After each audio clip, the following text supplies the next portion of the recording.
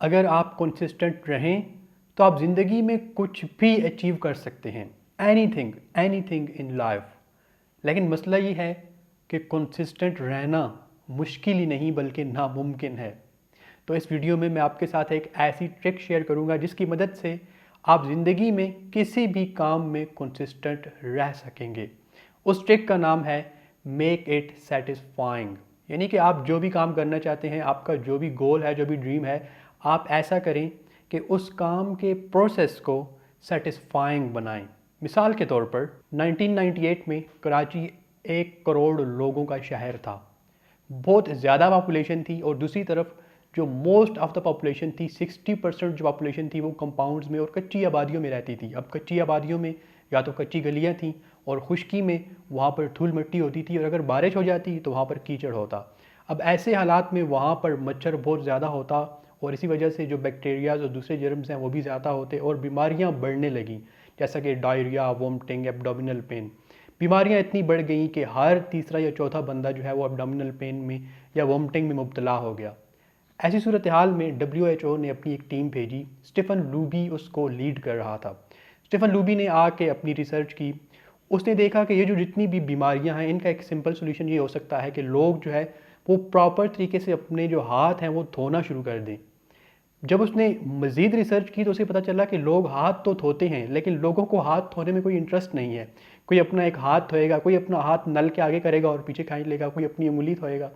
खैर ही came to the point. उसे बात समझ आ गई कि मुझे क्या करना है, कि लोग हाथ तो धोते हैं लेकिन उनको ये जो प्रोसेस है ये अच्छा नहीं लगता, वो कंसिस्टेंट नहीं है इसमें। स्टेफन लूबी को ये मसला समझ आ गया और उसने क्या किया कि एक प्रॉक्टर एंड गैम्बल एक फर्म थी, उसने बोला कि आप जो है हमारी हेल्प करें और जो सेफ गार्ड है उसको लॉन्च करें पाकिस्तान में।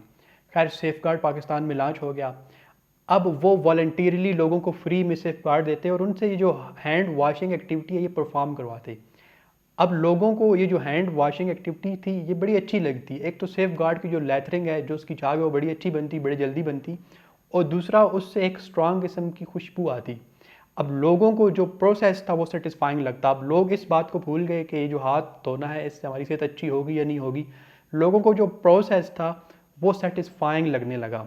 खैर अब लोग प्रोसेस में इंटरेस्टेड हो गए और देखा दाखी में बहुत ज़्यादा लोगों ने जो सेफ गार्ड था उससे अपने हाथ धोना शुरू कर दिए और प्रॉपर उससे झाग बनती और बहुत अच्छे से वो अपने हाथ धोते।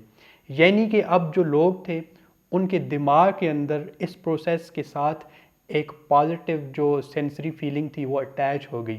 अब लोग उस प्रोसेस को एंजॉय करने के लिए ज़्यादा से ज़्यादा हाथ धोने लगे। अब जैसे ही प्रोसेस जो था वो सेटिस्फाइंग हुआ तो बदले में जो रिजल्ट्स थे वो भी ऑटोमेटिकली बहुत अच्छे आना शुरू हो गए।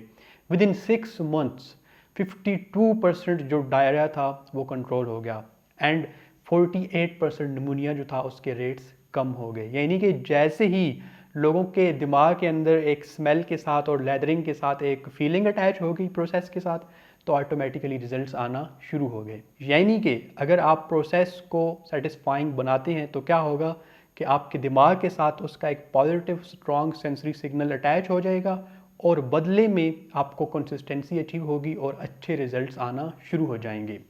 And the same is about the story of bubble gum. Bubble gum जो था ये 1800 से शुरू था लेकिन उसके अंदर कोई जायका नहीं होता था, वो सिर्फ एक गम था, लोग उसको चबाते थे तो वो इतना पॉपुलर नहीं था बल्कि लोग उससे नफरत करते थे। 1891 में रिगले ने क्या किया कि उसने उस पर रिसर्च की कि यार ये जो प्रोडक्ट है ये बूस्ट क्यों नहीं हो रहा, इसमें रेवोल्यूशन क्यों नहीं आ रही, तो उसने उसमें एक फ्लेवर ऐड कर दिया फ्रूट का।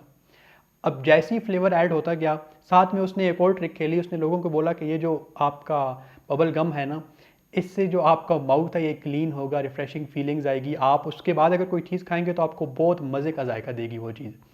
तो एकदम से जो बबल गम इंडस्ट्री थी उसमें रिवोल्यूशन आई और वो बूस्ट होना शुरू हो गई और 1891 के बाद बबल गम जो इंडस्ट्री थी वो पूरी दुनिया में ग्लोबली वो हिट हो गई।